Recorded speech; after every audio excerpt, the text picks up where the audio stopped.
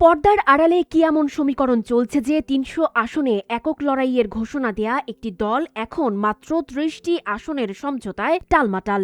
নতুন রাজনৈতিক বন্দোবস্ত আর জুলাই অভ্যুত্থানের আকাঙ্ক্ষা নিয়ে যাত্রা শুরু করা এই দল এখন অস্তিত্ব রক্ষার চরম সংকটে।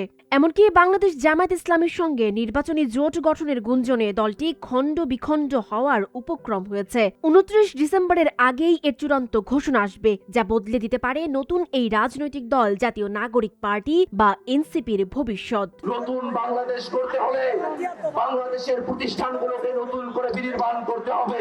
জামায়াতের সঙ্গে জোটের খবরে এনসিপিতে বইছে বিদ্রোহের ঝড়। ২৭ ডিসেম্বর সন্ধ্যায় দলটির অন্যতম পরিচিত মুখ ডাক্তার তাসনিম জারা পদত্যাগ করে ঢাকা ৯ আসনে স্বতন্ত্র প্রার্থী হওয়ার ঘোষণা দেন। এরপরই পদত্যাগের হিড়িক পড়ে যায়। যুগ্ম সদস্য সচিব মীর আরশাদুল হক সহ অনেক শীর্ষ নেতা ইতোমধ্যেই সরে দাঁড়িয়েছেন। নুসরাত তাবাসসুম ও ডাক্তার মাহমুদা মিতুর মতো কেন্দ্রীয় নারী নেত্রীরাও পদত্যাগের জোরালো ইঙ্গিত দিয়েছেন। তাদের ভাষ্যমতে নীতির চেয়ে রাজনীতি বড় নয়।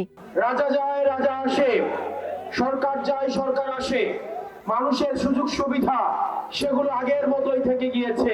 আহ্বায়ক নাহিদ ইসলামকে দেয়া চিঠিতে ৩০ জন শীর্ষ নেতা জামায়াতের রাজনৈতিক ইতিহাস ও ছাত্র শিবিরের সাম্প্রতিক কর্মকাণ্ড নিয়ে তীব্র ক্ষোভ উগরে দিয়েছেন।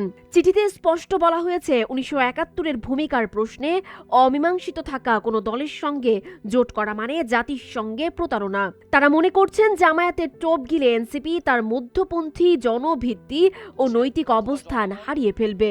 এই সেটআপে অসন্তুষ্ট, তাহলে এই বিষয়টি নিয়ে আমরা ভাববো এবং পুনর্মূল্যায়ন আমরা করছি। নাম প্রকাশে অনিচ্ছুক এনসিপির একটি সূত্র জানিয়েছে, ৩০টি আসনের সমঝোতা ইতোমধ্যে প্রায় চূড়ান্ত, যার নির্বাচনী ব্যয় জামায়াত বহন করবে বলেও আলোচনা হয়েছে। তবে সাবেক উপদেষ্টা মাহফুজ আলম ও আসিফ মাহমুদকে নিয়ে জামায়াতের আপত্তিতে কিছুটা জটিলতা রয়ে গেছে বলে জানায় সূত্র।